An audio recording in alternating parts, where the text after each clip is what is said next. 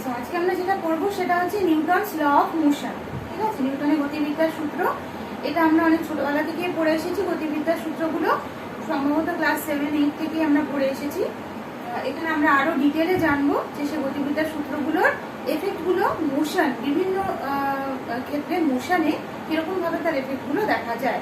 ঠিক আছে, আচ্ছা এখানে প্রথমে নিউটনের গতিবিদ্যার সূত্র যদি পড়তে হয় তাহলে প্রথমেই আমাদের জানতে হবে কি যে এর গতিবিদ্যার সূত্রগুলো কি।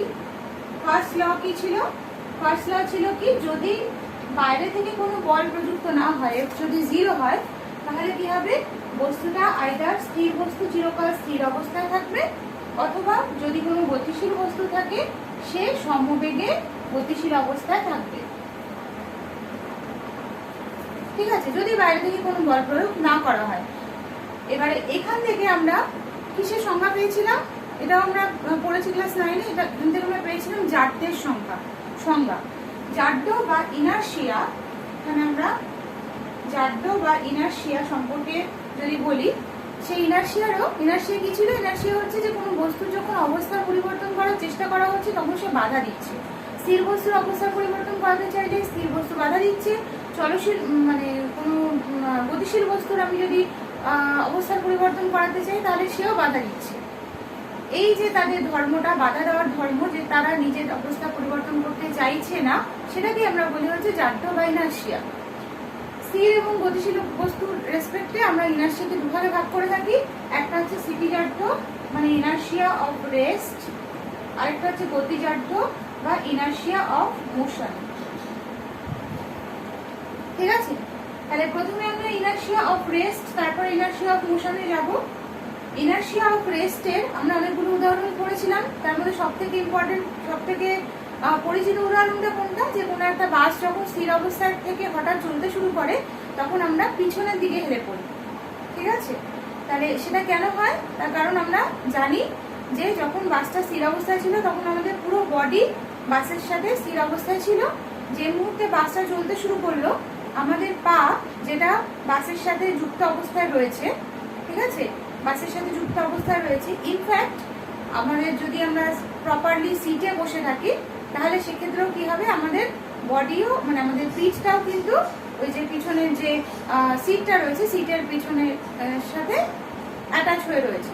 সেই ক্ষেত্রে আমরা কিন্তু আমাদের পুরো বডিতেই খুব একটা বুঝতে পারবো না। যদি আমরা দাঁড়িয়ে থাকি তাহলে বুঝতে পারবো। কেন? তার কারণ সেক্ষেত্রে দাঁড়িয়ে থাকা অবস্থায় শুধুমাত্র আমাদের পা, সাপোজ আমি ধরেছি যে আমি কোনো কিছু না ধরে দাঁড়িয়ে আছি, সেক্ষেত্রে আমাদের পা দুটো শুধুমাত্র বাসের সাথে যুক্ত অবস্থায় রয়েছে। বাসটা হঠাৎ চলতে শুরু করলে বাসের সাথে আমাদের পা দুটোও চলতে শুরু করে ইমিডিয়েটলি, যেহেতু পা দুটো যুক্ত অবস্থায় রয়েছে, পা দুটো যুক্ত অবস্থায় রয়েছে বাসের মেঝের সাথে। কিন্তু বডির যে ওপরের পোর্শন সে তখনও স্থির অবস্থায় থাকতে চায়, সেই জন্য ও আগের পজিশনেই থাকতে চায় আর পা দুটো সামনের দিকে এগিয়ে যায়, ফলে অটোমেটিক্যালি আমরা পিছনের দিকে হেলে পড়ি। ঠিক আছে, হঠাৎ করে যদি প্রচন্ড স্পিডে চলতে শুরু করে, আমরা যদি কিছু না ধরে দাঁড়িয়ে থাকি তাহলে কিন্তু আমরা পড়েও যেতে পারি, মানে পিছনের দিকে পড়ে যেতে পারি। এটার একটা আমরা উদাহরণ পড়েছিলাম। এইরকম তোমরা আরো উদাহরণ, এখানে আরো অনেকগুলো উদাহরণ রয়েছে।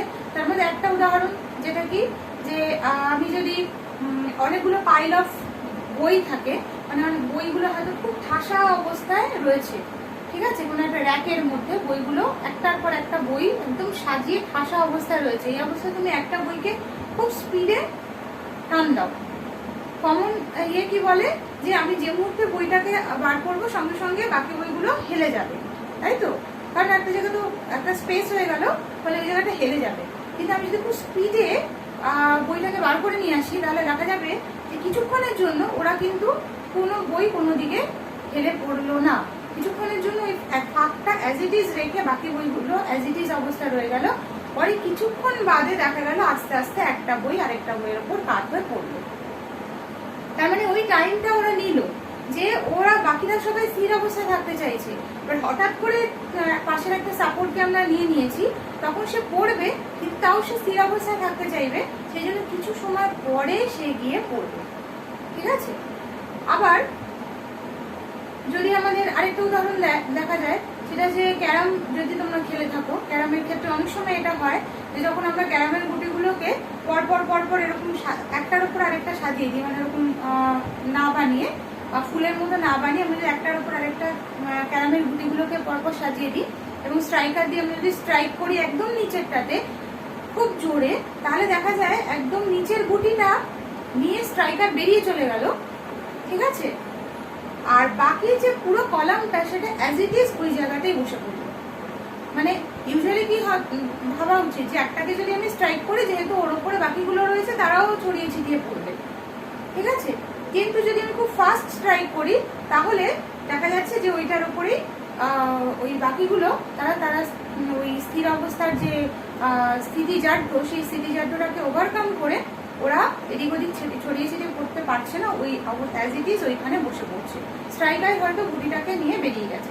অনেক সময় এরকমও হয়, আমার ক্ষেত্রে যেমন হয়েছে এক দুবার, সেটা কি যে স্ট্রাইকার হাতে স্ট্রাইক করেছি, গুটিটা বেরিয়ে গেছে, স্ট্রাইকারটা ওইখানে পৌঁছে গেছে এবং স্ট্রাইকারের ওপরে বাকিটা পুরোটা ড্রপ করে গেছে, ঠিক আছে? মানে স্ট্রাইকারের ওপরে বাকি যে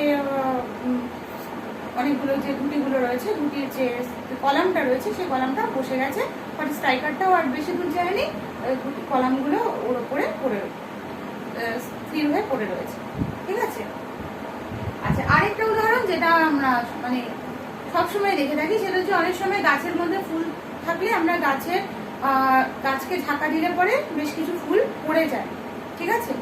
তার ইয়েটা কি আমরা কখনো এটা ভেবে দেখিনি যে ফুলগুলো পড়ে কেন পড়ে? তার কারণ হচ্ছে যে মুহূর্তে আমরা গাছকে এরকমভাবে ঝাঁকাই, তখন গাছটা তো শেড করতে থাকে, ঠিক আছে? কিন্তু গাছের সাথে যে ফুলগুলো রয়েছে সেই ফুলগুলো কি থাকে, ওরা স্থির অবস্থায় থাকতে চায়, কিন্তু ওরা যে ডালের সঙ্গে যুক্ত বা যে শাখা বা প্রশাখার সঙ্গে যুক্ত, সেই শাখা প্রশাখাটা কি হচ্ছে, ও কিন্তু ওর জায়গা থেকে মুভ করে যাচ্ছে, কারণ তুমি খুব জোরে গাছটাকে ঝাঁকাচ্ছ, ফলে ধরে নেওয়া যাচ্ছে খুব জোরে ঝাঁকাচ্ছ, গাছের যে কাণ্ডটা সেটাও ঝাঁকুনিটা ফিল করছে এবং শাখা প্রশাখাগুলো ঝাঁকুনিটা ফিল করছে, তাহলে শাখা প্রশাখাগুলো ওর জায়গা থেকে সরে যাচ্ছে, কিন্তু ফুলটা অবধি সেই ঝাঁকুনিটা পৌঁছচ্ছে না, ফুলটা নিজের জায়গায় স্থির অবস্থায় রয়েছে, থাকতে চাইছে, শাখা প্রশাখাগুলো তার জায়গা থেকে সরে যাচ্ছে, ফলে ফুলটা নিচে পড়ে যাচ্ছে। আবার এটাও ঠিক যে বেশ কিছু ফুল পড়ে না, তার মানে কি তুমি যে জার্কটা দিচ্ছ গাছের ওপর, সেই জার্কটা ওই ফুলটা অব্দিও পৌঁছচ্ছে, ফলে ওই ফুলটাও কিন্তু ওই জার্কিংটা ফিল করে ফুলটাও শাখা প্রশাখার সঙ্গে দুলছে, যার ফলে ও পড়ছে না।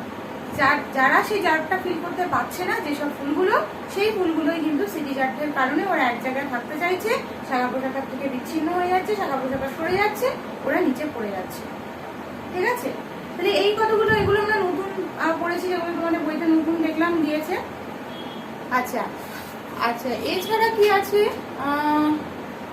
হ্যাঁ, আরেকটা যেটা এক্সপেরিমেন্টাল, এটা তো আমি ছোটবেলাতেই পড়েছি, সেটা কি একটা গ্লাসের ওপরে যদি আমি একটা কার্ডবোর্ডকে রাখি, সেই কার্ডবোর্ডের ওপর আমি একটা কয়েনকে রাখলাম, রেখে আমি কি করলাম, আমি ওই কার্ডবোর্ডটার উপর একটা স্ট্রাইক করে কার্ডবোর্ডটাকে সরিয়ে দিলাম, দেখা গেল যদি আমি খুব জোরে স্ট্রাইক করি কার্ডবোর্ডটা সরে গেল, কিন্তু তার উপরে যে কয়েনটা, সেই কয়েনটা গ্লাসের মধ্যে পড়ে গেল, ঠিক আছে?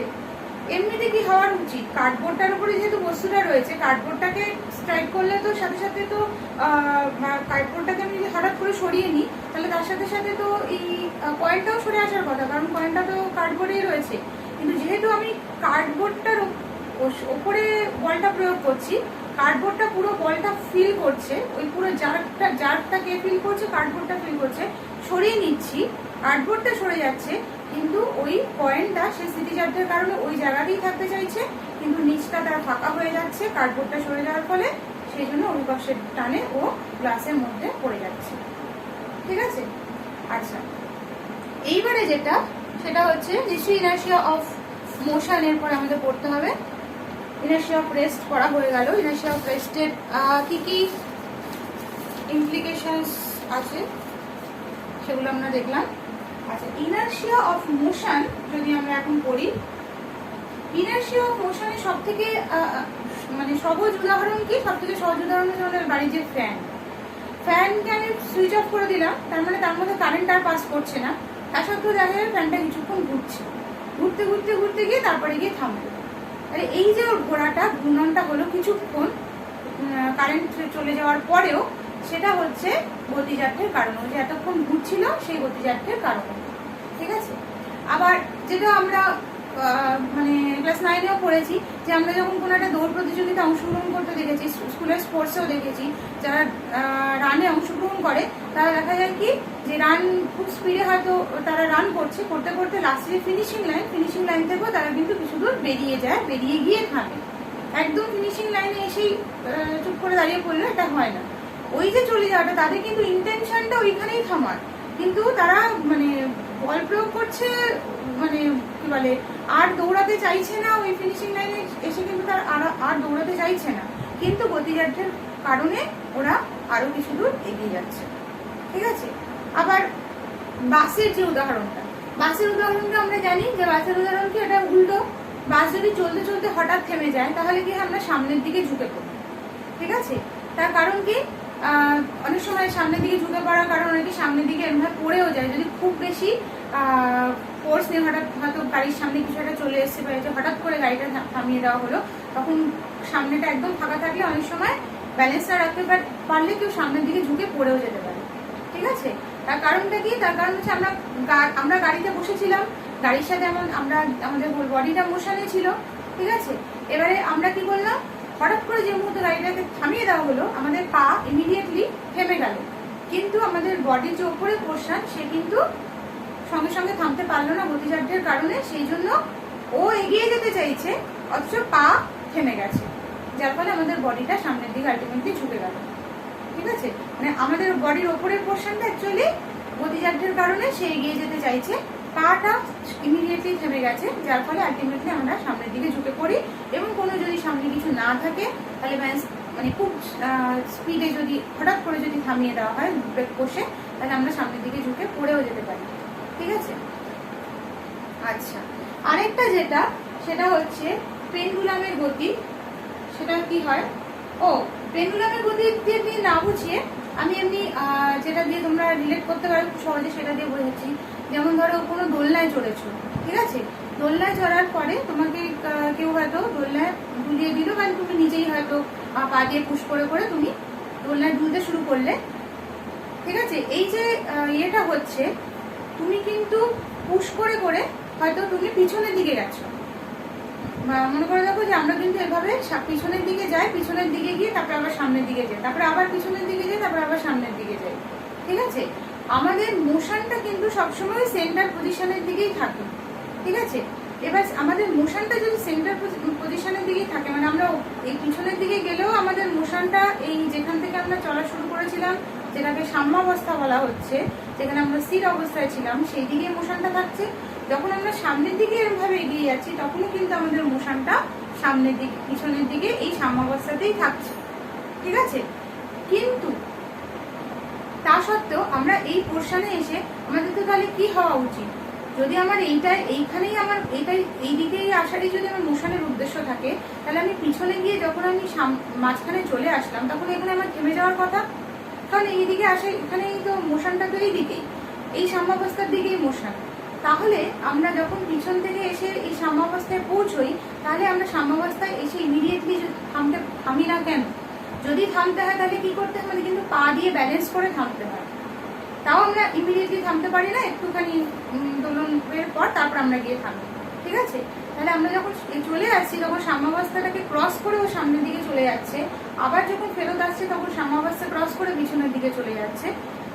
ওই পজিশনটাকে ক্রস করার সময় ওর যে জিনিসটা কাজে লাগবে সেটা হচ্ছে গতিজাড্য। গতিজাড্যের ফলেও এই জায়গাটা ক্রস করে বেরিয়ে যাচ্ছে, আবার গতিজাড্যের ফলে এই জায়গাটা ক্রস করে আবার পিছনের দিকে চলে যাচ্ছে। এবং সেই জন্য গতিজাড্য আছে বলেই যদি আমাদের কোনো সময় আমরা থামতে চাই, তাহলে এই জায়গাটা এই পজিশনে এসে আমাদের পা দিয়ে ব্যালেন্স করে থামতে হয়, মানে একটা এক্সটার্নালি একটা ফোর্স প্রয়োগ করে আমাদের থামতে হয়। ঠিক আছে। তাহলে এই জিনিসটাই পেন্ডুলামের ক্ষেত্রেও কাজ দেয়। পেন্ডুলামও একই রকম জিনিস, একটা আংটা থেকে একটা সুতোকে ঝুলিয়ে দেওয়া হলো। ঠিক আছে।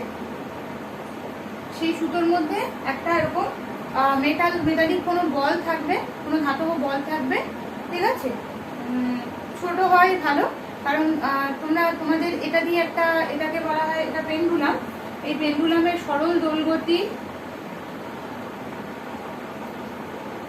পেন্ডুলাম সরল দোলগতি সরল দোলকের যে গতি আর কি, সেই পুরো সরল দোলকের এটাকেই অ্যাকচুয়ালি সরল দোলক বলে, সিম্পল পেন্ডুলাম।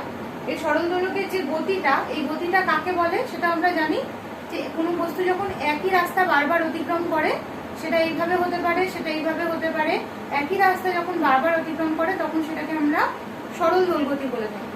এখানেও তাই হয়। এই সরল দোলগতির ক্ষেত্রে কি কি তোমাদের প্র্যাকটিক্যালে আছে, এরকম একটা সরল দোলকের তোমাদের টাইম পিরিয়ড বার করতে হবে, ঠিক আছে?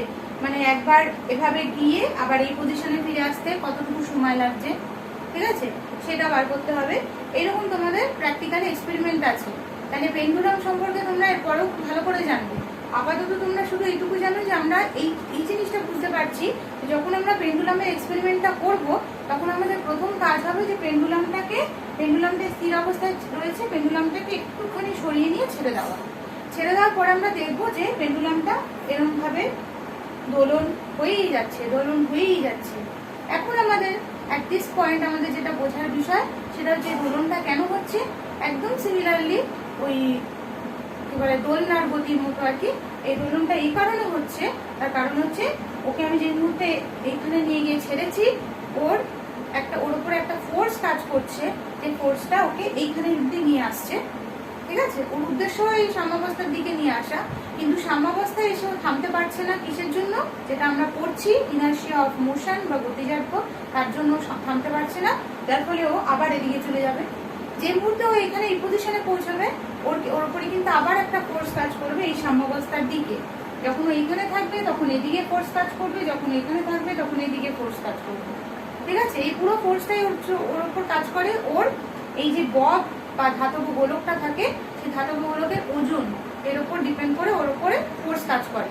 এই ফোর্সটা সবসময় সাম্যাবস্থার দিকে কাজ করে, কিন্তু সাম্যাবস্থায় এসেও থামতে পারে না, একদম দোলনার গতির মতো গতিজাত্যের কারণে এদিকে চলে যায়, আবার এদিকে চলে আসে, আবার এদিকে চলে আসে। এটা যদি আইডিয়াল সিচুয়েশন হতো, মানে কোনো বায়ুশূন্য জায়গায় যদি এই দোলনের গতিটা করা হতো, তাহলে দেখা যেত যে জীবনে কোনোদিনও থামছে না। একবার তুমি যদি দোলন স্টার্ট করতেও দোলন হতেই থাকতো। কিন্তু যেহেতু আমাদের এই সিচুয়েশন ওরকম নয়, সেই জন্য একটা টাইমের পরে এই দোলনের গতিটা থেমে যায়, ঠিক আছে? তাহলে এখানে আমরা শুধু এইটুকুই জানলাম যে এটা আমাদের একটা প্র্যাকটিক্যালে রয়েছে। এটা যখনই আমরা পড়বো আমাদের খুব ইম্পর্টেন্স দিয়ে পড়তে হবে। আপাতত আমরা এইটুকু জানলাম যে কেন এই দোলনের গতিটা হয়, এইটুকু জেনে রাখলাম, ঠিক আছে? শুধু এটুকু জানলাম যে ওজনের উপর, এবার ওজনের উপর ডিপেন্ড করে কিভাবে ফোর্স কাজ করে সেটাও তোমাদের এখন বলে দিলে হয়, কিন্তু আমি এখন বলছি না, তাহলে বাকি পোর্শনগুলো মানে জায়গাটা বেশি লেন্থি হয়ে গেলে বাকি পোর্শনগুলো হবে না আজকে। আচ্ছা, এবার হচ্ছে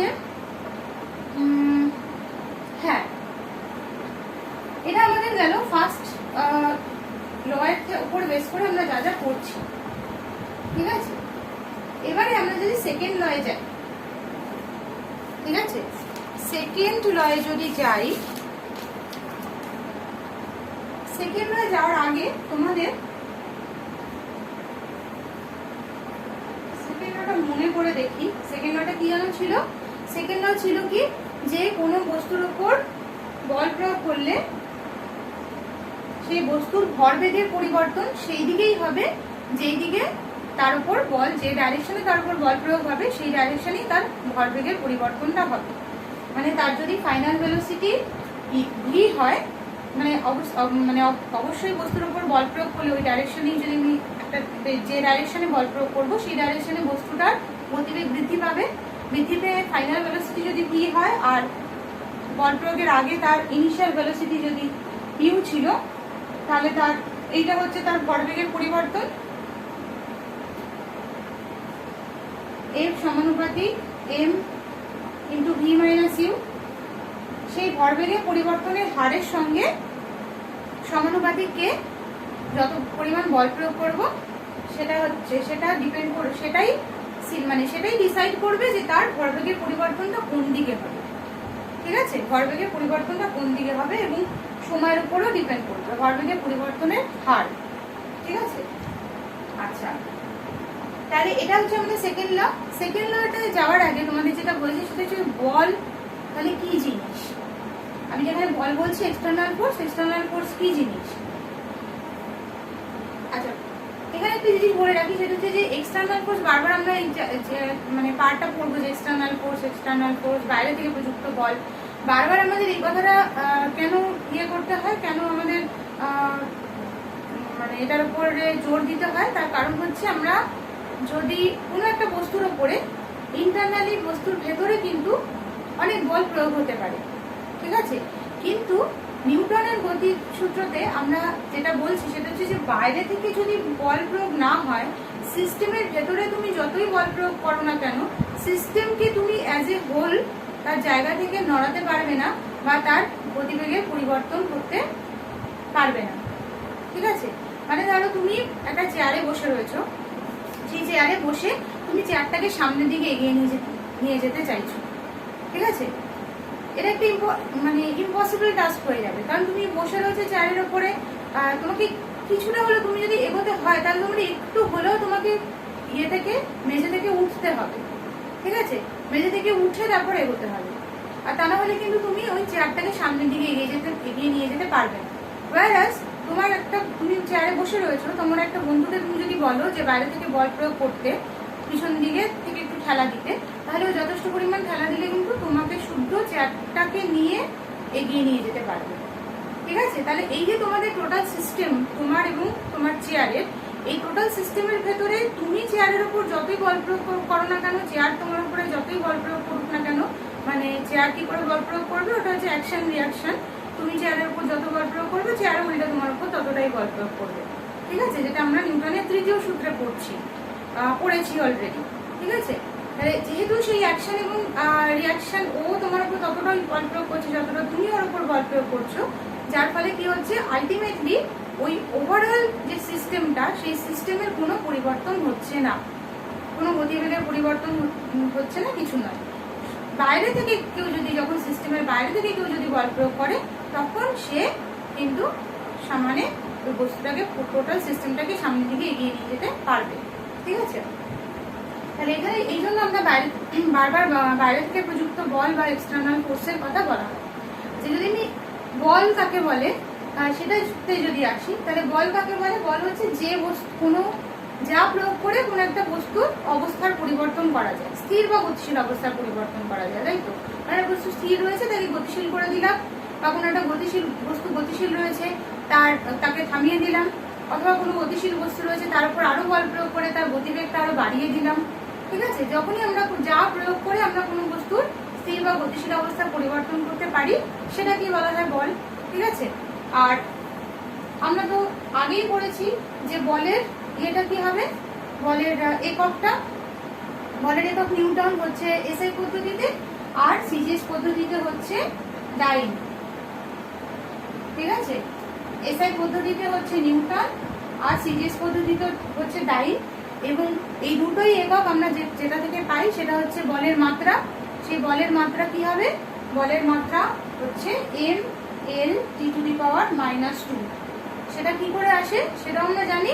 এখানে আমরা জানি কি, যে এটা হচ্ছে অ্যাকচুয়ালি m ইন্টু ত্বরণ, তাই তো, v-u/t। আচ্ছা, এইখানে কিন্তু একটা জিনিস আমার ভুল হচ্ছে। কি ভুল হচ্ছে, যে আমি কিন্তু একদম শুরু থেকে ভেক্টর চিহ্নটা দিইনি। এখানে কিন্তু আমার ভেক্টর চিহ্নটা অবশ্যই দিতে হবে, মানে আমরা যখন আগে পড়েছি ছোটবেলায়, তখন আমরা ভেক্টর চিহ্ন না দিয়েই এমনি পড়ে গেছি মান। কিন্তু এখানে যেহেতু আমরা অলরেডি ভেক্টর রাশি কিভাবে তাকে আলাদা করবো স্কেলার রাশির থেকে, কিভাবে তার ডাইরেকশন এক্সেট্রা নিয়ে পড়েছি আগে চ্যাপ্টারে, এই জন্য এরপর থেকে আমরা যখনই আমরা ফোর্স বা অ্যাক্সিলারেশন বা ভেলোসিটি এগুলো ব্যবহার করবো, তার মাধ্যমে আমরা ভেক্টর সাইন দেবো, ঠিক আছে। এখানে অ্যাক্সিলারেশনের মাত্রা কি সেটা আমরা জানতাম। অ্যাক্সিলারেশনের মাত্রা পড়েছিলাম আমরা L(t⁻²), আর m এর মাত্রা তো ক্যাপিটাল M, এই দুটোই গুণ হয়ে ফোর্সের মাত্রা আসে mL(t⁻²), ঠিক আছে, সহজ বিষয়। এইবারে ফোর্স ব্যাপারটা যখন বোঝা হয়ে গেল আমাদের মোটামুটি, এবার আমরা চলে আসি যে এই যে আমরা ফার্স্ট ল সেকেন্ড ল বলছি, এগুলো কোন ক্ষেত্রে অ্যাপ্লাই করতে পারবো আর কোন ক্ষেত্রে এগুলো অ্যাপ্লিকেবল নয়। আমাদের মনে হতে পারে যে কোন ক্ষেত্রে আমাদের তো সব ক্ষেত্রে আমরা অ্যাপ্লিকেবল মানে অ্যাপ্লাই করতে পারি, কোন ক্ষেত্রে আবার অ্যাপ্লিকেবল না, অ্যাপ্লিকেবল নয় এরকম ব্যাপারও আছে। সাপোজ তুমি রয়েছে একটা ট্রেনের মধ্যে, ঠিক আছে, ট্রেনের মধ্যে রয়েছো, তো বাইরে প্রচন্ড বৃষ্টি হয়ে প্রচন্ড ঠান্ডা পড়ে গেছে, ঠান্ডা ঠান্ডা একটা ওয়েদার, সেই জন্য সবাই ফ্যান বন্ধ করে দিয়েছে। প্রচন্ড বৃষ্টি হচ্ছে বলে চারপাশে তোমার জানলা দরজা এগুলো বন্ধ করে দেওয়া হয়েছে। ট্রেন, আমি ধরে নিচ্ছি ট্রেনটা সমবেগে গতিশীল, ঠিক আছে। এই অবস্থায় তুমি ওখানে ভেতরে যদি তুমি বসে আছো, তোমার সামনে তুমি কোনো একটা কোল্ড ড্রিঙ্কসের বোতল, একটা প্লাস্টিকের বোতল বা যাই হোক সেটা পড়ে রয়েছে, সেটাকে তুমি কি দেখবে কোল্ড ড্রিঙ্কসের প্লাস্টিকের বোতলটা কিন্তু ওইখানেই পড়ে রয়েছে, প্লাস্টিকের বোতলটা কিন্তু ওখান থেকে নড়ছে না, সামনে হয়তো পড়ে রয়েছে, ও স্থির অবস্থায় রয়েছে, তুমিও স্থির অবস্থায় রয়েছো, ও কিন্তু স্থির অবস্থায় রয়েছে। এইবার হঠাৎ করে তুমি একটা জার্ক ফিল করলে, কখনো এটা নিশ্চয়ই তোমরা ফিল করেছে যে মনে হচ্ছে যেন মানে ট্রেনটা একটু বেশি জোরে কেউ এগিয়ে নিয়ে গেল, ওই কিছুই হয় না, তখন হচ্ছে অ্যাকচুয়ালি হঠাৎ করে স্পিডটা বেশ অনেকটা, যদি কম সময়ে বেশি স্পিড বাড়িয়ে দেওয়া হয়, মানে ত্বরণটা যদি বেশি থাকে, তখন আমরা ওই জিনিসটা ফিল করি যে ট্রেনটা কেমন হচ্ছে কেউ জোরে মানে কি হ্যাচকা টান দিয়ে কেউ সামনে কিছুটা এগিয়ে নিয়ে গেল, ঠিক আছে। এই যে ফিলিংসটা, এটা হচ্ছে যে ত্বরণ হচ্ছে। এই মোমেন্টে তুমি আবার লক্ষ্য করে দেখো যে ওই এটা কি হলো, ওই যখন হ্যাচকা টানটা দেখলে যে তুমি বসে আছো, তুমি যেহেতু বসে আছো, তুমি হয়তো কি হবে যে তোমার যদি হঠাৎ করে ত্বরণ হয়, তাহলে অটোমেটিক্যালি কি হবে, তুমি কিছুটা পিছনের দিকে হয়ে যাবে, তাই তো।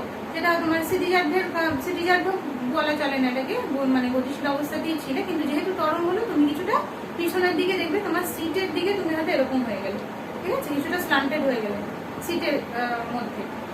আর তুমি দেখবে সঙ্গে সঙ্গে যে কোল্ড ড্রিঙ্কসের বোতলটা এতক্ষণ স্থির অবস্থায় পড়েছিল, তখন ও পিছনের দিকে গড়িয়ে চলে আসলো, মানে ট্রেনটা যাচ্ছে এদিকে, ও পিছনের দিকে গড়িয়ে চলে আসলো। তার মানে তোমার মধ্যে যে এফেক্টটা হলো, তুমি পিছনের দিকে একটা ফোর্স ফিল করলে, ও কিন্তু সেই সেম ফোর্সটা ফিল করলো এবং পিছনের দিকে চলে আসলো, ঠিক আছে। তাহলে এটা দুটো আলাদা আলাদা কন্ডিশন। এবার আমি বলি এই জিনিসটা পুরোটা আসলো কিভাবে। এই যে একটা ওভারঅল সিস্টেম, যে সিস্টেমটাকে আমি একটা পুরো ক্লোজড সিস্টেমে কিভাবে পরিণত করলাম, যে সিস্টেমে বাইরে থেকে কোনো এফেক্ট আসবে না। বাইরে থেকে এফেক্ট আসবে না কি হিসেবে, যে বাইরে থেকে এমনি যদি একটা প্লাস্টিকের কিছু পড়ে থাকে আর জানলা দরজা খোলা থাকে, তাহলে হাওয়াতেও অনেক সময় প্লাস্টিকের বোতলটা পিছনের দিকে চলে আসতে পারে, ঠিক আছে। সামনের দিকে এইদিকে ট্রেনটা যাচ্ছে মানে হাওয়া এদিকে আসছে, প্লাস্টিকের বোতলটা হাওয়ার ঠেলাতেও আসতে পারে। সেইটাকে বন্ধ করার জন্য আমি কি করলাম, আমি ওটাকে সমস্ত জানলা দরজা বললাম যেমন একটা কন্ডিশন, জানলা দরজা সব বন্ধ রয়েছে।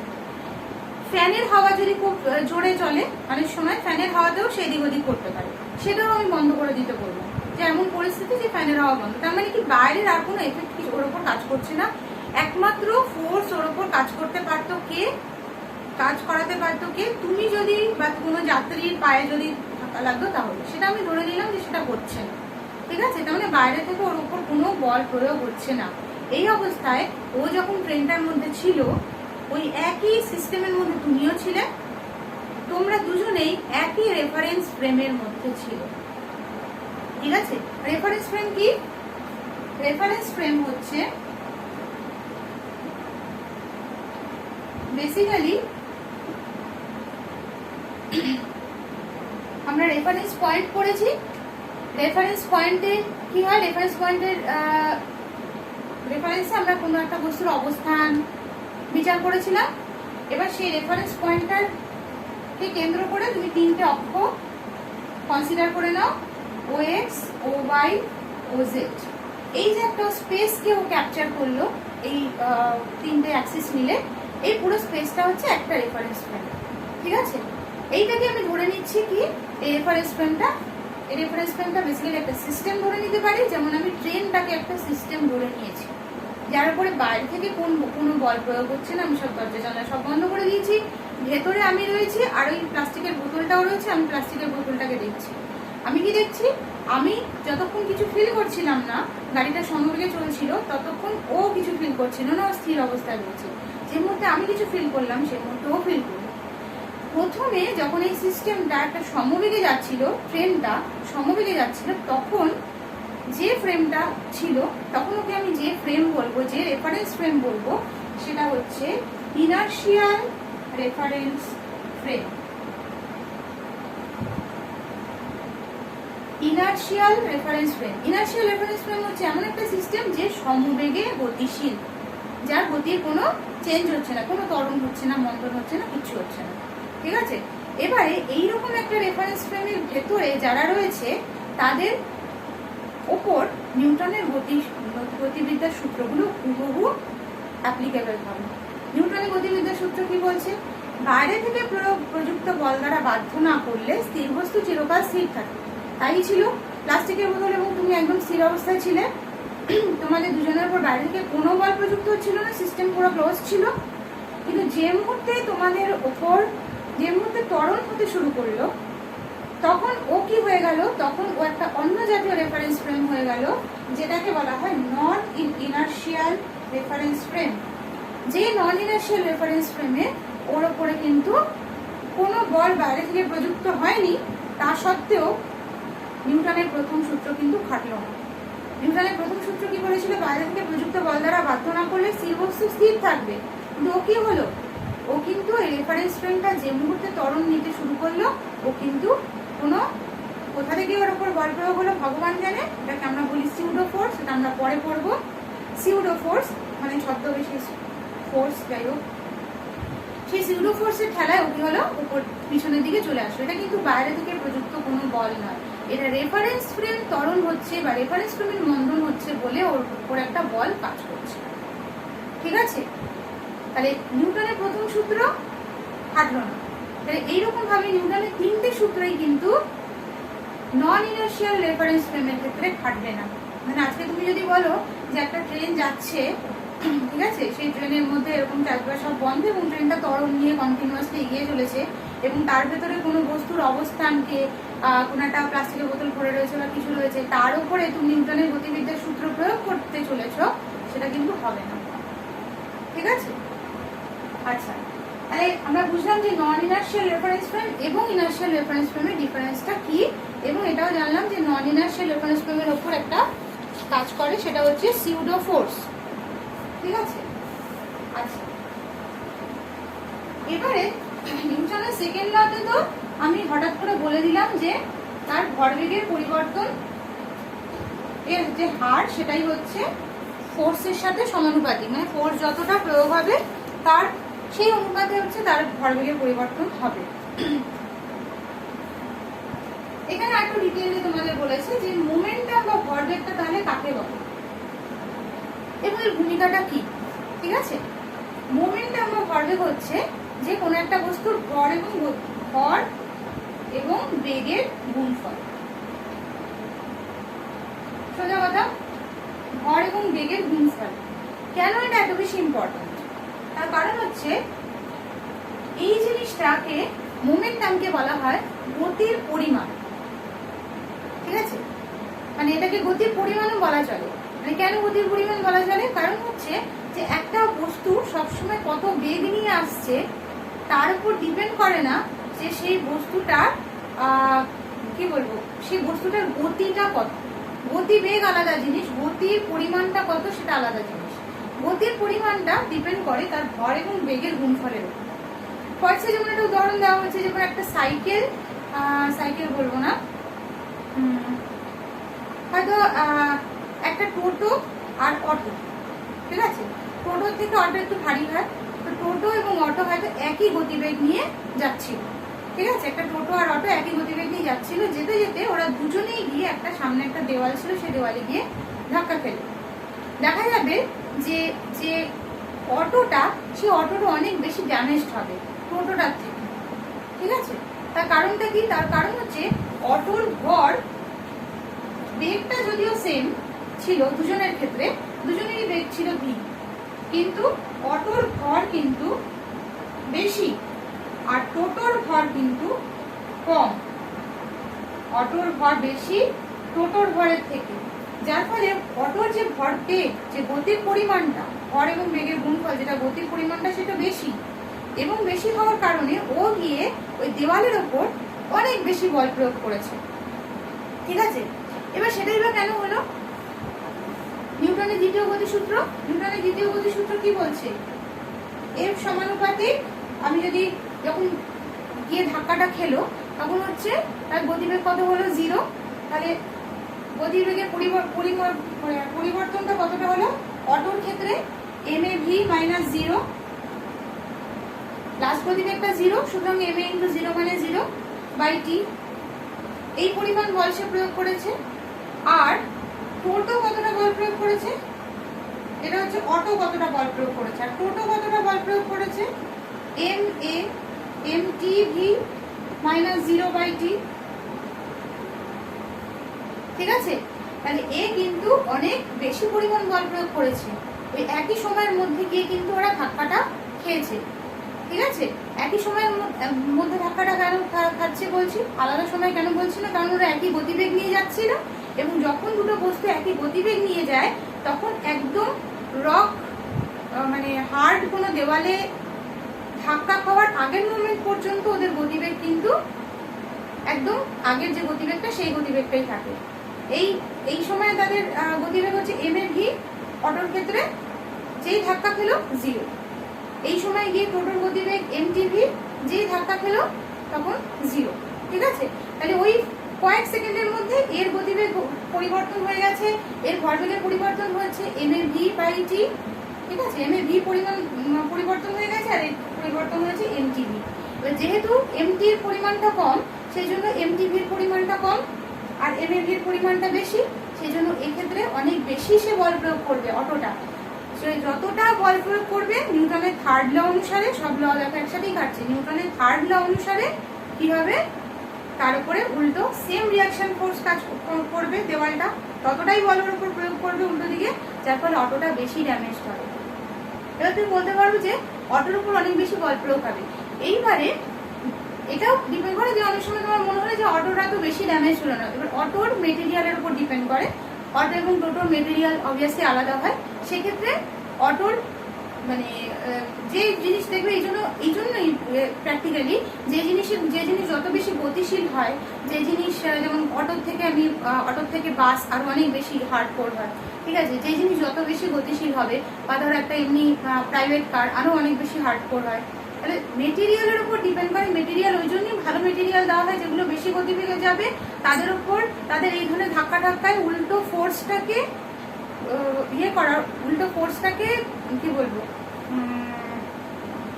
মানে ঠেকিয়ে দেওয়ার আর কি, তাদের মধ্যে যাতে ক্ষমতাটা থাকে, সেই জন্য তাদের মেটেরিয়ালটাও সেরকম স্ট্রং মেটেরিয়াল দেওয়া হয়। মানে টোটো এবং অটো সেমনি টাইপের স্ট্রাকচারও হয় না, দেখবে স্ট্রাকচারটা একটু অন্যরকম হয়, এবং মেটেরিয়ালও অটোর ক্ষেত্রে অনেক বেশি ভালো মেটেরিয়াল ব্যবহার করা হয়।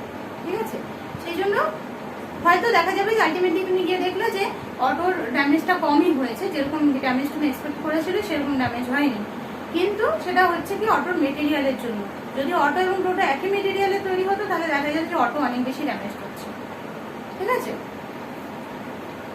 তাহলে এইখানে আমরা মোমেন্টামের বিষয়টা বুঝলাম। যেমন দেখো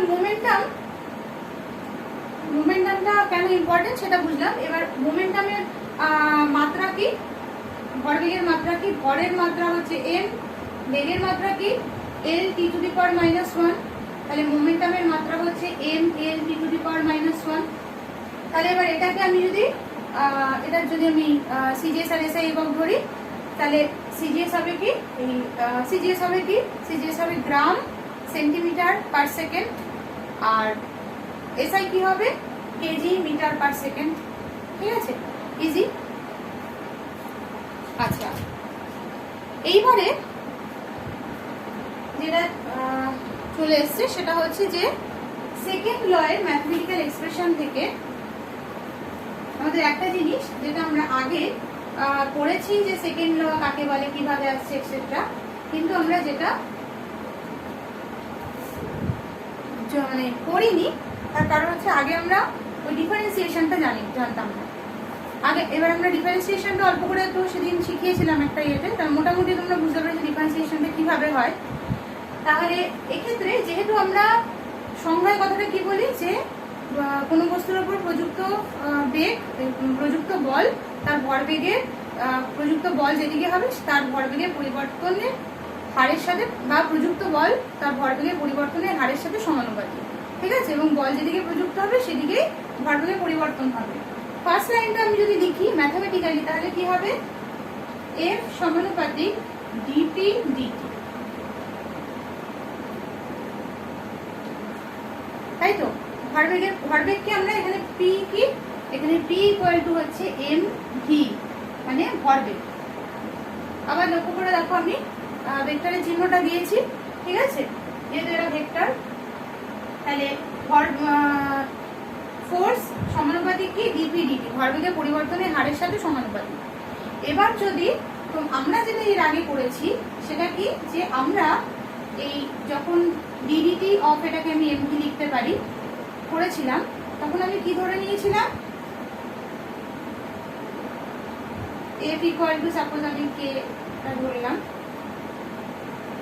ঠিক আছে, কে এর ভ্যালুটা আমি যদি 1 ধরে নিই তাহলে F equal two DDT of MV, ঠিক আছে, আমি কে এর ভ্যালুটা আমি 1 ধরে নিলাম। অ্যাকচুয়ালি এফ সমানুপাতিক ডিপিডিটি মানে F equal to K D P D T, K এর ভ্যালুটা আমি 1 ধরে নিলাম, তাহলে এখানে কেটাকে আমি আর লিখছি না, কে এর ভ্যালুটা 1 ধরছি। তাহলে এইবারে এই যে ডিডিটি অফ এমভি এটাকে আমরা আগে কি করেছিলাম, আমরা এটাকে এম ডিভিডিটি করেছিলাম। এই যে এম ডিভিডিটি করেছিলাম তার কি প্রমাণ আছে যে আমরা এম ডিভিডিটি করেছিলাম, আমরা ওইটাই লিখেছিলাম। ডিটি মানে কি, যেটুকু সময়ের জন্য বল প্রয়োগ হচ্ছে, তাই তো। ডিভিডিটি মানে কি, ভরের বেগের পরিবর্তনের হার, তাই নয় কি, এটা ছিল ভরবেগের পরিবর্তনের হার। এবার ডিভিডিটি মানে বেগের পরিবর্তনের হার, বেগের পরিবর্তনের হার মানেই তো ত্বরণ, বেগের পরিবর্তনের হার মানেই কিন্তু ওই জিনিসটা ভি মাইনাস ইউ বাই টি, যেটা আমরা এর আগে করে এসেছি, ঠিক আছে, শুধু আমরা লেখার টাইপটা চেঞ্জ করে দিচ্ছি ডিভিডিটি। এবারে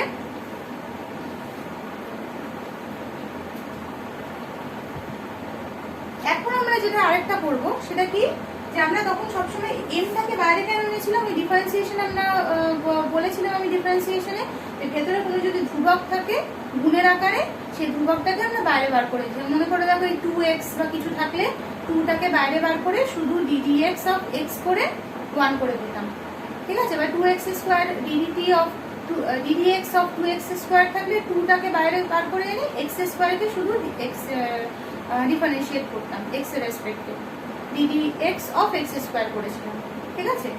তাহলে এখানে যেহেতু আমরা এমটাকে যে বার করে দিচ্ছি, বার করে দিয়ে শুধু ভি এর উপরে ডিফারেন্সিয়েশনটা অ্যাপ্লাই করছি, সেখানেই আমরা ধরে নিয়েছি যে এমটা হচ্ছে ধ্রুবক, মানে ভর কখনো পরিবর্তন হতে পারে না। কিন্তু ভর অনেক ক্ষেত্রে পরিবর্তন হতে পারে, যদি ভর পরিবর্তনশীল হয়।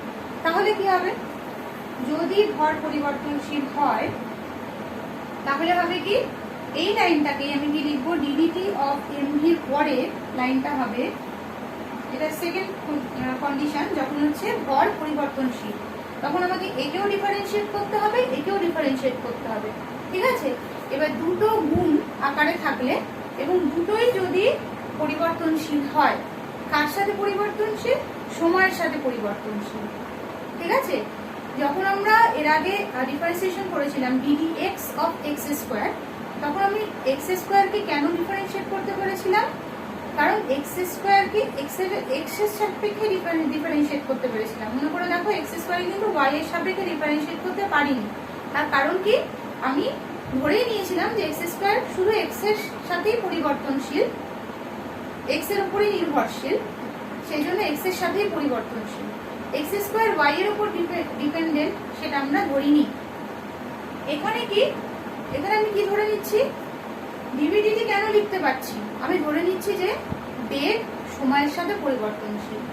অবভিয়াসলি বল প্রয়োগ হচ্ছে, তাহলে সময়ের সাথে সাথে বেগ পরিবর্তন হচ্ছে, তাহলে সময়ের উপর বেগ নির্ভরশীল, সেই জন্য ডিভিডিটি করতে পারছি, ঠিক আছে। যদি এমটাও টি এর সাথে সাথে পরিবর্তনশীল হয়, তাহলে কি করতে হবে, একেও ডিফারেন্সিয়েট করতে হবে, একেও ডিফারেন্সিয়েট করতে হবে। সেটা নিয়মটা কি, যখন দুটো জিনিস পরস্পর গুণ আকারে থাকে এবং তারা দুজনেই এই যার সাপেক্ষে ডিফারেন্সিয়েট করছি তার উপর ডিপেন্ডেন্ট হয়, তখন এইভাবে করতে হয়। প্রথমটাকে আমি আগে বাইরে রাখবো, কনস্ট্যান্ট ধরে নিয়ে ডিভিডিটি লিখবো। প্রথমে আগে দ্বিতীয়টাকে ডিফারেন্সিয়েট করলাম, তখন প্রথমটাকে কনস্ট্যান্ট ধরে নিলাম, তারপরে দ্বিতীয়টাকে কনস্ট্যান্ট ধরবো, প্রথমটাকে ডিফারেন্সিয়েট করব, ঠিক আছে, প্রথমটাকে কনস্ট্যান্ট ধরে দ্বিতীয়টাকে ডিফারেন্সিয়েট করলাম, তারপরে প্রথমটাকে ডিফারেন্সিয়েট করলাম, দ্বিতীয়টাকে কনস্ট্যান্ট হিসেবে ধরলাম। ঠিক আছে, ধরে আমি এখান থেকে কিন্তু এফ এর মানটা বার করব। ঠিক আছে, এই জিনিসটা এক্স্যাক্টলি ওই রকম যে ধরো suppose D D T of X Y রয়েছে, এক্স ওয়াই দুটো ভ্যারিয়েবল, এক্স ওয়াই এমন দুটো ভ্যারিয়েবল যারা দুজনেই টি এর সাথে পরিবর্তনশীল, এক্স ও টি এর সাথে পরিবর্তনশীল হচ্ছে, ওয়াই ও টি এর সাথে পরিবর্তনশীল হচ্ছে। ঠিক আছে, সেক্ষেত্রে আমি যদি এর ডিফারেন্সিয়েশনটা করি তাহলে কি করে করব, X D Y D T plus Y D X D T. ঠিক আছে, এই নিয়ম অনুসারে কিন্তু আমি এখানে ইকুয়েশনটা আনলাম। ঠিক আছে, আচ্ছা এই গেল। এবার হচ্ছে কি দেওয়া আছে, আচ্ছা মানে কি করে ডিরাইভেশনটা কি করে, এটা অ্যাকচুয়ালি একবার দেখানো হয়ে গেছে যে কি করে এখান থেকে আসছে।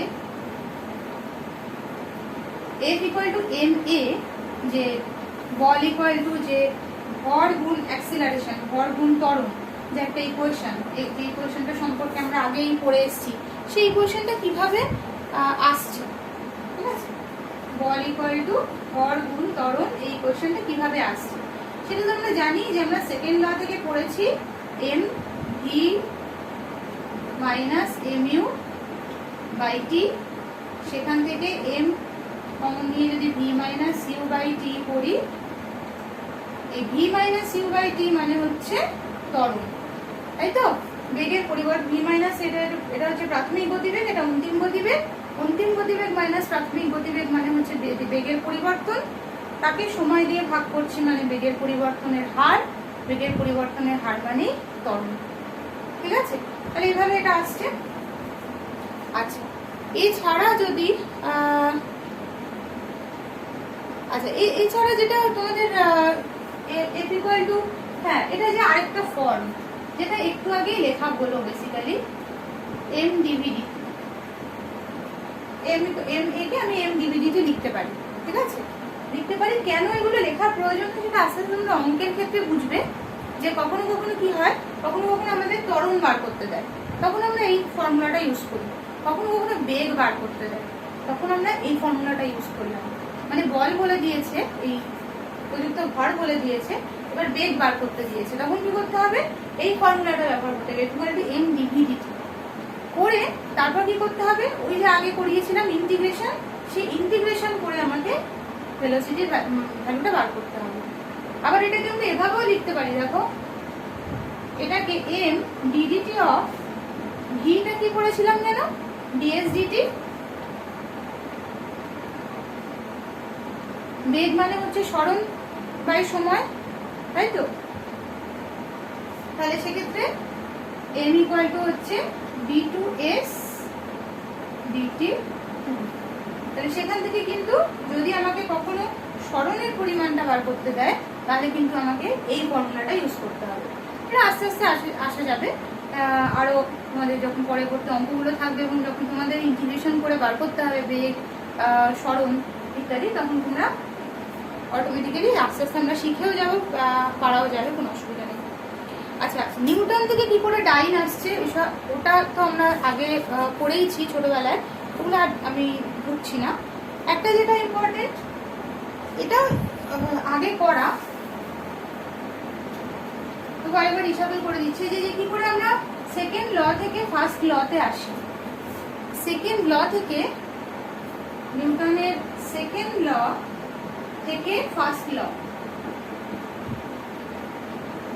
সেকেন্ড ল যদি সত্যি হয় তাহলে, এবং ফার্স্ট ল যদি সত্যি হয় তাহলে নিশ্চয়ই সেকেন্ড ল থেকে আমরা ফার্স্ট লতে আসতে পারবো।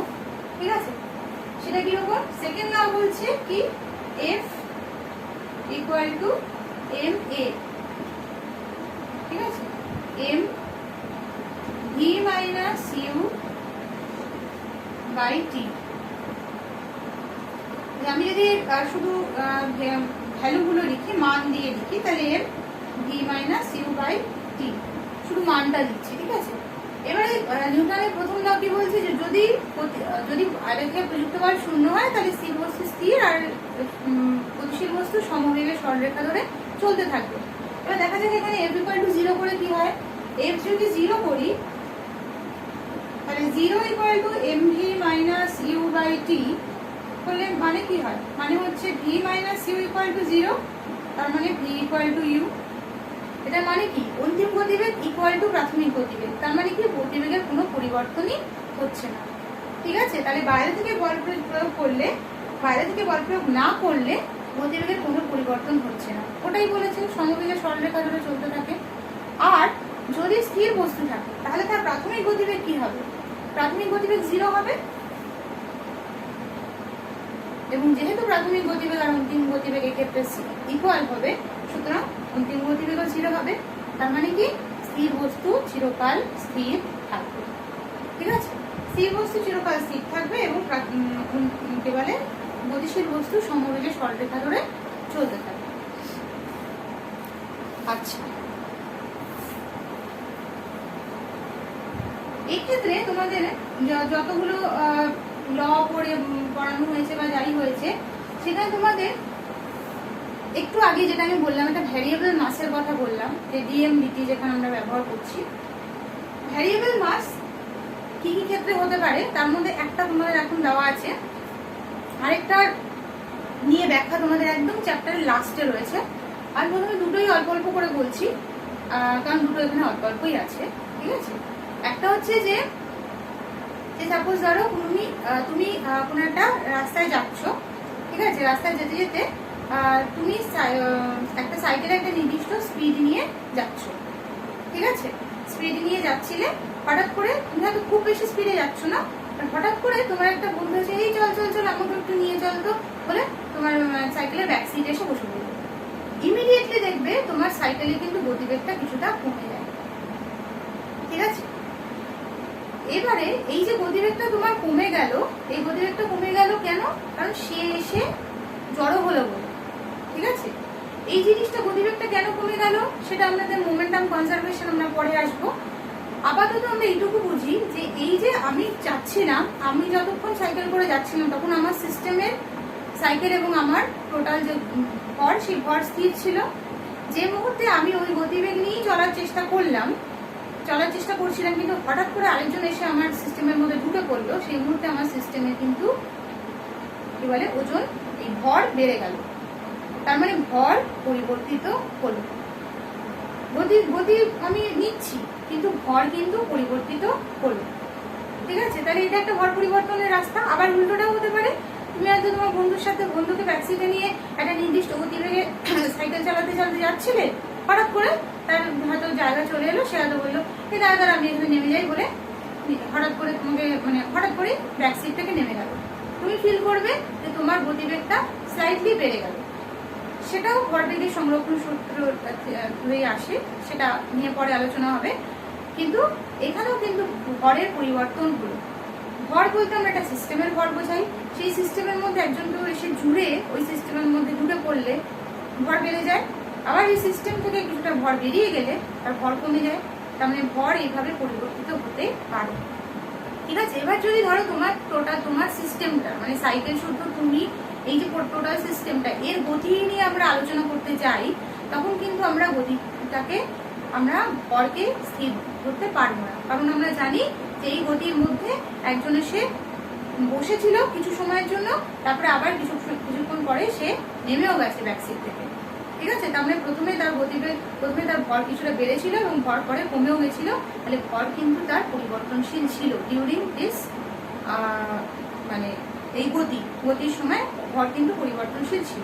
ঠিক আছে, এইরকমই এটাই যদি আরো বড় ভাবে দেখানো হয়, রকেটের ক্ষেত্রে কি হয়, রকেটের নিচে ফুয়েল থাকে। রকেট ছাড়া যদি কেউ কখনো টিভিতে দেখে রাখো, দেখবে যে প্রচন্ড ধোঁয়া নিচ থেকে বেরোতে থাকে, কারণ রকেটের নিচে এবং ফুয়েল থাকে, জ্বালানি থাকে। ওই জ্বালানিতে প্রথমে ইগনিশন করানো হয়, জ্বালানিকে জ্বালানো হয়, এবং সেই জ্বালানি থেকে যে ইয়েটা বেরোয়, জ্বালানি থেকে যে জ্বালানিটা ইগনিশনের ফলে জ্বলার ফলে যে পরিমাণ ধুয়ো বেরোয়, সেই ধুয়োটা নিচের দিকে একটা ফোর্স অ্যাপ্লাই করে প্রচন্ড বেগে, এবং তার রিয়াকশন ফোর্সে রকেটটা প্রথম চলা শুরু করে।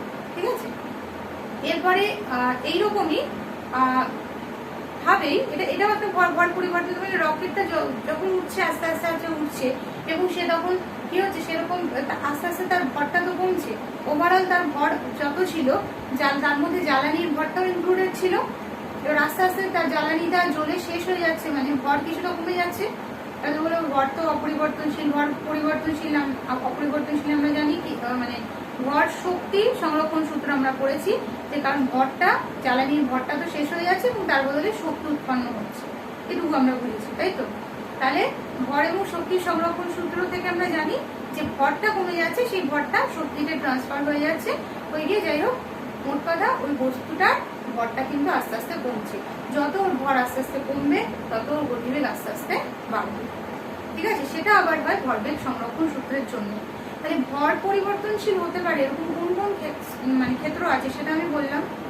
এবারে যেটা আছে সেটা হচ্ছে যে আরেকটা জিনিস যেটা আমরা হালকা করে পড়েছি, সেটা হচ্ছে আইনস্টাইনের তত্ত্ব, থিওরি অফ রিলেটিভিটি। সেই থিওরি অফ রিলেটিভিটিতে আমরা জাস্ট এটাই পড়েছি যে E=mc², এইটুকু শুধু পড়েছিলাম। ঠিক আছে, সেখানে আমরা পড়েছিলাম যে কতটা ভরকে মানে কতটা ভর থেকে কত পরিমাণ এনার্জি বা শক্তি উৎপন্ন হতে পারে। সেই ক্ষেত্রে আইনস্টাইনের থিওরি অফ রিলেটিভিটিতে কিন্তু এটাও বলা হয় যে সমস্ত কিছুই যেহেতু আপেক্ষিক, সেই জন্য ভরটাও আপেক্ষিক।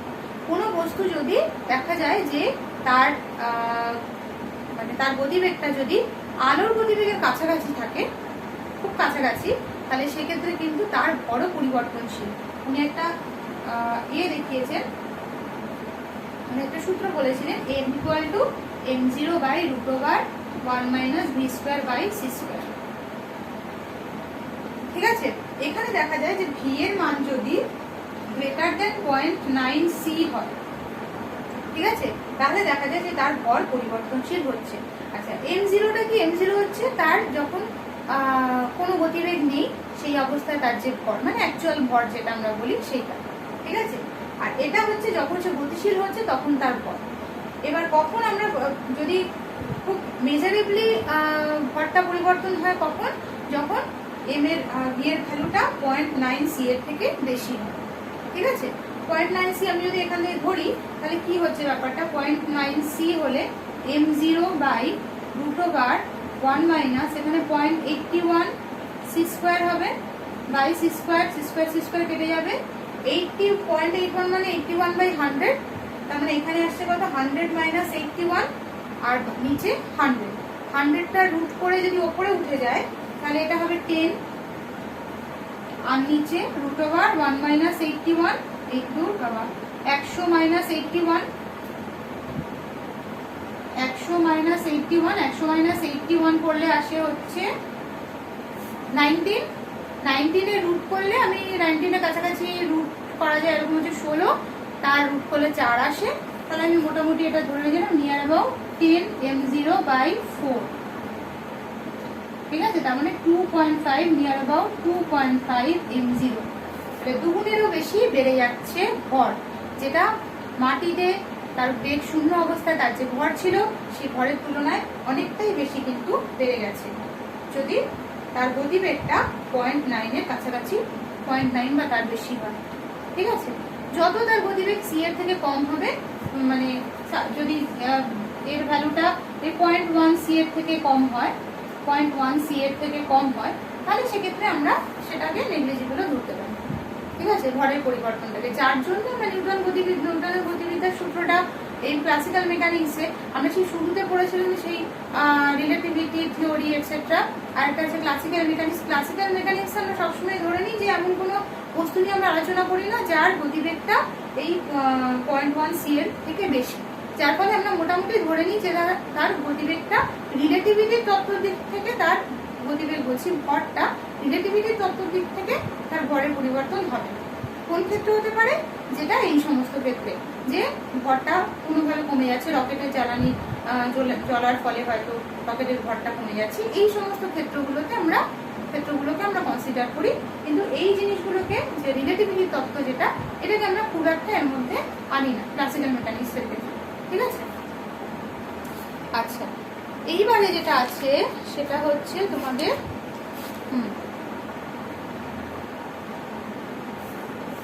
এগুলো যেমন ওয়েট, আমরা তো মাস মাস মাস করে পড়লাম, ঠিক আছে?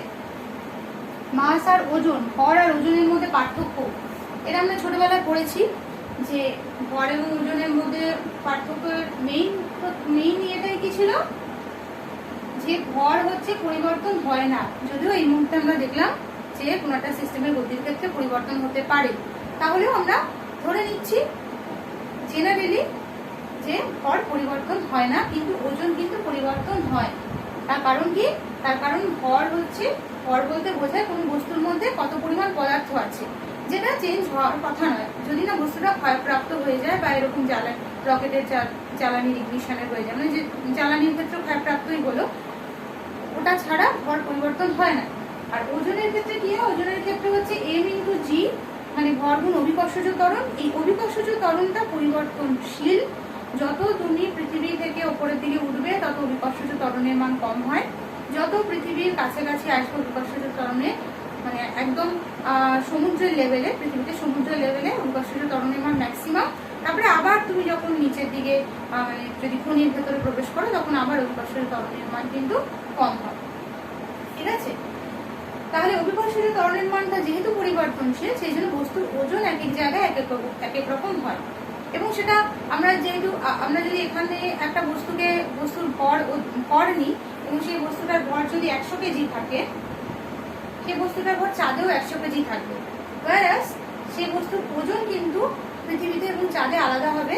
পৃথিবীর ক্ষেত্রে ওরা হবে 100 কেজি × 9.8 এত নিউটন, ঠিক আছে? আর চাঁদের ক্ষেত্রে ওর ওজন হবে 100 কেজি × 1.6 এত নিউটন। তার কারণ কি? চাঁদের অভিকর্ষজ ত্বরণ হচ্ছে 1.6 মিটার/সেকেন্ড², ঠিক আছে? আর এর ক্ষেত্রে ওজন হচ্ছে, এই পৃথিবীতে এর হচ্ছে অভিকর্ষজ ত্বরণ হচ্ছে 9.8 মিটার/সেকেন্ড², এর প্রায় 6 গুণ, ঠিক আছে? সেই জন্য পৃথিবীতে যে কোনো বস্তুর ওজন বেশি, চাঁদে যে কোনো বস্তুর ওজন কম, যদিও ভর দুটোর ক্ষেত্রেই সেম, ঠিক আছে? আচ্ছা, এইবারে যেটা এবার হচ্ছে, হ্যাঁ, এই যে ভর, যেটা এই ভরটাকে বলা হয় তার জাড্যের পরিমাপ। ভরই জাড্যের পরিমাপ। এটাও বোধহয় মানে মোটামুটি আমরা আন্দাজ করতে পারি যে কিরকম একটা বস্তু যত বেশি ভারী হয়, যার যত বেশি ভর হয়, মানে আমাকে একটা ছোট টেবিল দিলে আমি এক্ষুনি সরিয়ে দিতে পারবো, কিন্তু ওই টেবিলটাই যদি আরো সাইজ অনেক বড় হয় তাহলে টেবিলটা কিন্তু সরাতে দেখা যাবে পারবো না, বা আমাকে প্রচুর ফোর্স প্রয়োগ করতে হবে। তার মানে কি? ছোট টেবিলটা বাধা কম দিতে পারছে, বড় টেবিলটা বাধা বেশি দিতে পারছে। তার কারণ কি? তার কারণ হচ্ছে ভর। বস্তুর ভর যত বেশি হবে সেটাই হচ্ছে, ততই কিন্তু ওর জাড্যের পরিমাণটাও তত বেশি হবে, ঠিক আছে? সেই রকমই একটা বস্তু, যদি একটা গতিশীল বস্তু, সেই গতিশীল বস্তুর ভর যদি খুব বেশি হয় তাহলে সেই বস্তুটাকে থামাতে অনেক বেশি বল প্রয়োগ করতে হবে। আর একটা বস্তুর ভর যদি কম হয় তাহলে সেক্ষেত্রে তার কিন্তু থামাতে অনেক কম বল প্রয়োগ করতে হবে, ঠিক আছে? মানে সাপোজ একই গতিবেগে একটা বাস যাচ্ছে আর একটা অটো যাচ্ছে, বা একটা গাড়ি যাচ্ছে, ছোট গাড়ি, ন্যানো গাড়ি ধরে নিলাম। সেক্ষেত্রে ন্যানো গাড়িটাকে থামাতে কিন্তু অনেক কম বল প্রয়োগ করতে হবে, ব্রেক কষতে হবে কিন্তু অনেক কম ব্রেক কষতে হবে। কিন্তু ওই বাসটাকে থামাতে কিন্তু অনেক বেশি বল প্রয়োগ করতে হবে, অপোজিটে অনেক বেশি বল প্রয়োগ করতে হবে যাতে করে বাসটা থামে, ঠিক আছে? এরকমই তুমি খেয়াল করতে পারবে যে তুমি হয়তো একটা সাইকেলে যাচ্ছ, তুমি শুধু সাইকেলটাই ছিল, ঠিক আছে? সেক্ষেত্রে দেখা যাবে যে তুমি একই গতিবেগে তুমি যাচ্ছ, প্রথমে যে স্পিডে তুমি প্যাডেল করছিলে ওই একই স্পিডে প্যাডেল করে তুমি একবার শুধু সাইকেল নিয়ে বেরিয়ে পড়লে, আরেকবার কি সাইকেলের মধ্যে তো অনেক গোছা বই, তারপরে কিছু হয়তো জলের বোতল এই সমস্ত রয়েছে, তা নিয়ে তুমি বেরোবে। দেখবে যে কোন ক্ষেত্রে তোমার বেশি জোরে ব্রেকটা কষতে হচ্ছে, যে ক্ষেত্রে তোমার কিন্তু ভরটা বেশি, মানে তোমার যে পুরো সিস্টেমটা, তুমি সাইকেল এবং সাইকেলের ভেতরে সমস্ত কিছু সিস্টেমটা, ভরটা যখন বেশি থাকছে তখন কিন্তু তোমাকে বেশি ব্রেক কষতে হচ্ছে। তার কারণ কি? তখন ওই গতিশীল সাইকেলটার গতিজাড্য বেশি, ঠিক আছে, আগে যখন তুমি শুরু সাইকেলে ছিলে তখন তার গতিজার্যের পরিমাণটা কম ছিল, কারণ তার ভরটা কম ছিল। ঠিক আছে, তাহলে ভরই হচ্ছে কিন্তু measure of inertia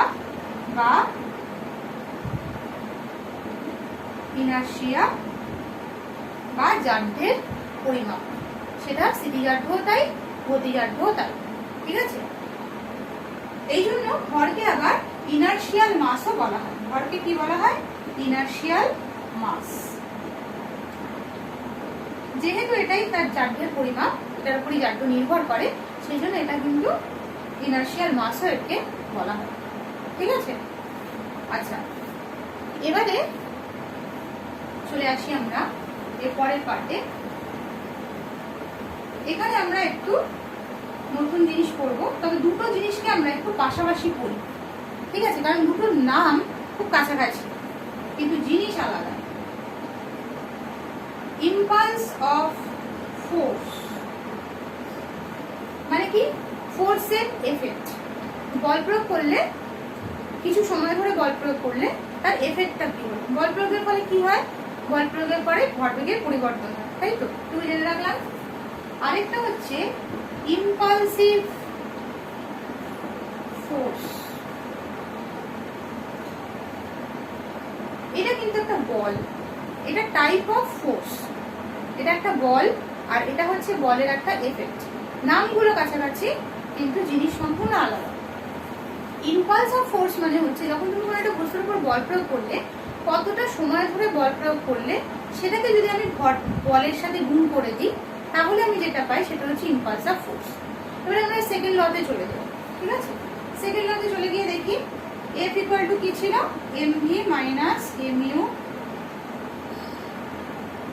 by T. ঠিক আছে, এবার এই ফোর্সটা দু রকম হতে পারে, একটা হচ্ছে ভ্যারিয়েবল ফোর্স হতে পারে, একটা হচ্ছে কনস্ট্যান্ট ফোর্স হতে পারে। আমি ধরে নিচ্ছি যে বলটা কনস্ট্যান্ট ফোর্স, একই পরিমাণ বল আমি প্রয়োগ করে চলেছি কিছু সময় ধরে, হয়তো 5 সেকেন্ড বা 10 সেকেন্ড বা 5 মিনিট ধরে আমি বল প্রয়োগ করে চলেছি। তাহলে F ইন্টু টি যেটা, তাকে বলা হয় ইম্পালস অফ ফোর্স। বল এবং বলটা যতটুকু সময় ধরে প্রয়োগ হচ্ছে তার গুণফলকে বলা হয় ইম্পালস অফ ফোর্স বা ফোর্সের এফেক্ট। দেখো তো ডান দিকে সেটা কি আসছে? mv মাইনাস mu না, তাই তো? ft মানে mv মাইনাস mu, তার মানে অ্যাকচুয়ালি এটা কি? ভরবেগের পরিবর্তনের হার। তাহলে ইম্পালস অফ ফোর্স মানে অ্যাকচুয়ালি হচ্ছে ভরবেগের পরিবর্তনের হার। তার মানে বেসিক্যালি ইম্পালস অফ ফোর্স হচ্ছে, তার ইম্পালস অফ ফোর্সের আমি যদি একক বার করি, সেটা কার একক হবে? ভরবেগের একক, তাই তো? ডান দিকে তো ভরবেগের পরিবর্তনের যা একক, ভরবেগের একক তো সেম। সেই জন্য ইম্পালস অফ ফোর্স হচ্ছে ভরবেগের, মানে হচ্ছে অ্যাকচুয়ালি ভরবেগের পরিবর্তন। ঠিক আছে, এর সেই জন্য অটোমেটিক্যালি এটা হচ্ছে 1 নম্বর বুঝিয়ে দিলাম জিনিসটা কি। তাহলে 2 নম্বর এখান থেকে তোমরা নিজেরাই বলতে পারবে যে এর মাত্রা কি?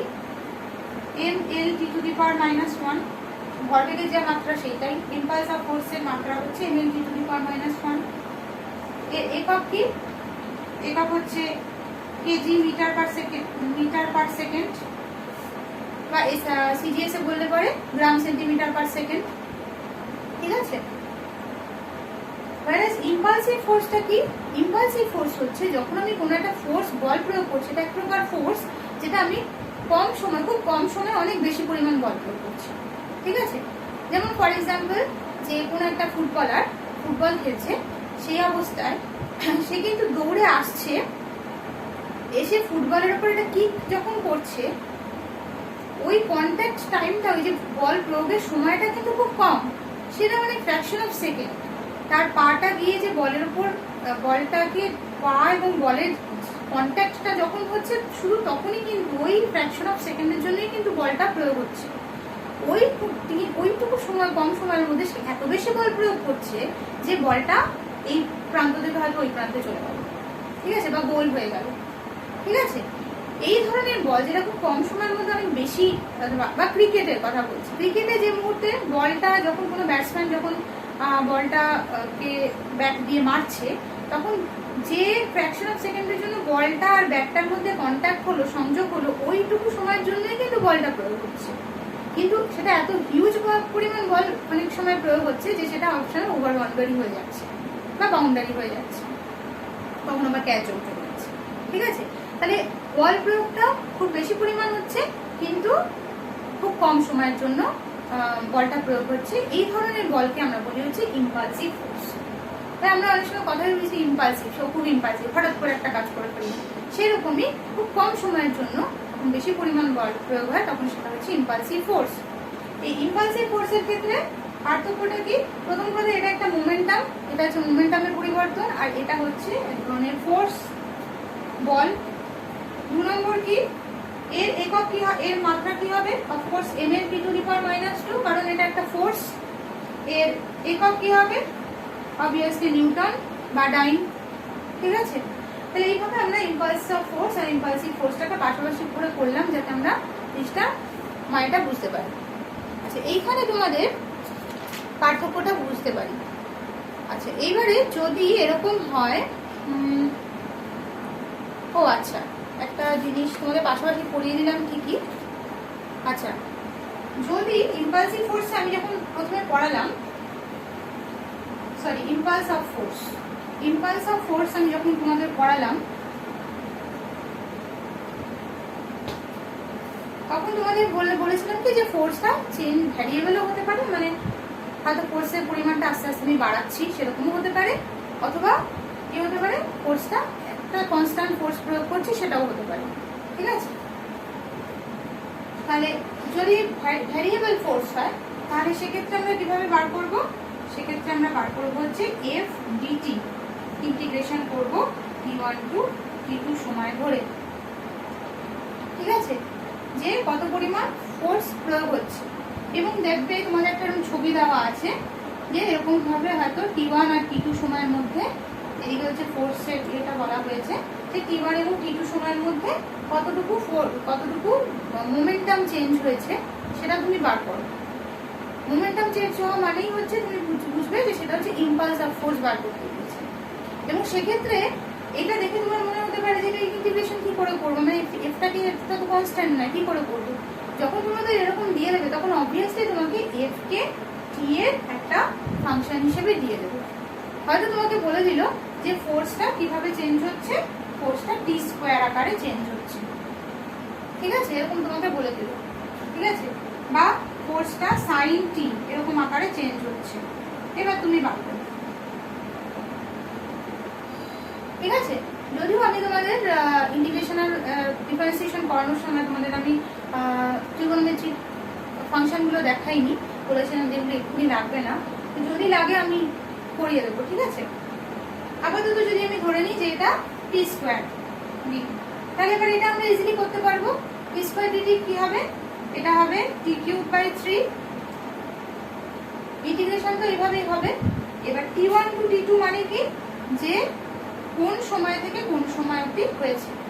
এক্ষেত্রে আমাদের কি করতে হবে? প্রথমে আগে ভেতরের ইন্টিগ্রেশনটা করবো চুপচাপ, তারপরে ইন্টিগ্রেশনটা করার পরে এরকম ব্র্যাকেট দিয়ে তার পায়ের কাছে, এখানে পায়ের কাছে যে সময়টা আছে t1, মানে মাথার উপরে যেটা আছে সেটা t2, এখানে পায়ের কাছে t1, মাথার উপরে t2। এবার এখানে t1 আর t2 জায়গায় তোমাদের হয়তো বলে দিল যে t=2 সেকেন্ড থেকে t=10 সেকেন্ড এর মধ্যে বার করো। তাহলে সেক্ষেত্রে t1 তুমি কি লিখবে? t1 = 2 আর t2 = 10।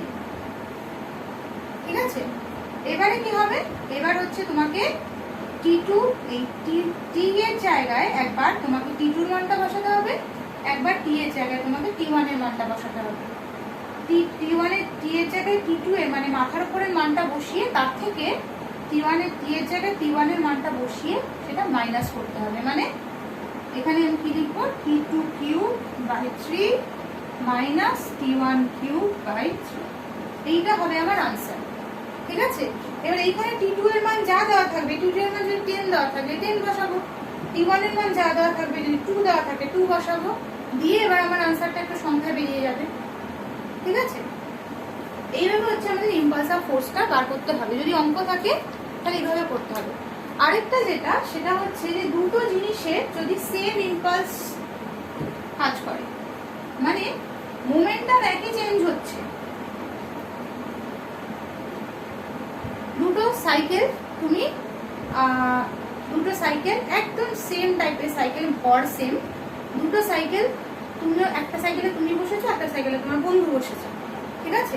দুজনেই একই সময় সাইকেল চালানো শুরু করলে এবং তুমি কি করলে, তুমি একটু আস্তে আস্তে গতিবেগটা বাড়ালে, ঠিক আছে? আস্তে আস্তে তুমি গতিবেগটা বাড়ালে, তুমিও কিন্তু 0 থেকে তার গতিবেগটা বাড়িয়ে আলটিমেটলি 15 মিটার পার সেকেন্ড করেছো। তোমার বন্ধুও 0 থেকে আস্তে আস্তে বাড়িয়ে 15 মিটার পার সেকেন্ড করেছে। তুমি এই 15 মিটার পার সেকেন্ডটা করতে 10 সেকেন্ড সময় নিয়েছো। আস্তে আস্তে তুমি ট্রাভেল করতে করতে আস্তে আস্তে বেগটা বাড়িয়েছো, আর তোমার বন্ধু সেটা করে দিয়েছে 5 সেকেন্ড, ঠিক আছে? তাহলে দুটো সাইকেলের যেহেতু ভর সেম, দুটোরই ভরবেগের পরিবর্তন সেম হলো, দুটোরই ভরবেগের পরিবর্তন সেম হলো, তাহলে ইম্পালস অফ ফোর্স দুটোর ক্ষেত্রেই সেম। কিন্তু যেহেতু তুমি আস্তে আস্তে গতিবেগটা বাড়িয়েছো, তোমার দ্বারা প্রযুক্ত বল আর তার দ্বারা প্রযুক্ত বল আলাদা হবে। সে জোরে প্যাডেল করেছে, তুমি আস্তে আস্তে প্যাডেল করেছো, ঠিক আছে? তাহলে তোমার দ্বারা প্রযুক্ত বল F1, কতটুকু সময়ের মধ্যে তুমি গতিবেগটা বাড়িয়েছো T1, সেই T1 এর মানটা T2 এর T1, আর ও কতটুকু সময়ের মধ্যে বাড়িয়েছে T2, T1 এর মান T2 থেকে বেশি, ঠিক আছে? এবার আমি বলার সময় যেটা অলরেডি বলে দিয়েছি সেইটা তোমরা এবার এখান থেকে দেখবে যে তার মানে কি T1 by T2 equal to কি আসছে F2 বাই F1। তার মানে কি T1 যদি T2 থেকে বেশি হতে হয়, T1 যদি T2 থেকে বেশি হতে হয়, তাহলে F2 কে F1 এর থেকে বেশি হতে হবে। দুটো ইকুয়াল। T1 কে যদি T2 থেকে বেশি হতে হয়, যত বেশি হতে হবে, F2 কে F1 এর থেকে তত সেই অনুপাতে বেশি হতে হবে। T1 কে T2 থেকে যে অনুপাতে বেশি হতে হবে, F2 কে F1 এর থেকে সেই অনুপাতে বেশি হতে হবে, ঠিক আছে? T1 কার ছিল? তোমার। তুমি আস্তে আস্তে বেশি টাইম নিয়ে 10 সেকেন্ডে কাজটা করেছো, আর সে 5 সেকেন্ডে কাজটা করেছে। তোমার সময় বেশি ছিল, সেই জন্য তোমার ফোর্স কম ছিল। ওর সময় কম ছিল, সেই জন্য ফোর্স বেশি ছিল, ঠিক আছে? আচ্ছা, তাহলে এইটা হলো আমাদের ইম্পালস অফ ফোর্সের ডিসকাশনটা। এবার যেটা আছে আজকে যেটা অবধি আমি পড়াবো, সেটা হচ্ছে ডিসকাশন অফ থার্ড ল। আচ্ছা, আমার মনে হয় আজকে আমি ডিসকাশন অফ থার্ড লটা রেখে দিই, কারণ এর পরের দিন তো অনেকগুলো তোমাদের থার্ড ল রিলেটেড অনেকগুলো মানে মোশন নিয়ে কাটাছেড়া আর কি অ্যানালিসিস আছে। তো আমি ওই পার্টটা রেখে দিলাম, ওই পার্টটা রেখে দিয়ে আমি ডিসকাশন অফ থার্ড ল থেকে নেক্সট দিন পড়াবো। আচ্ছা, তাহলে এখানেই শেষ করছি।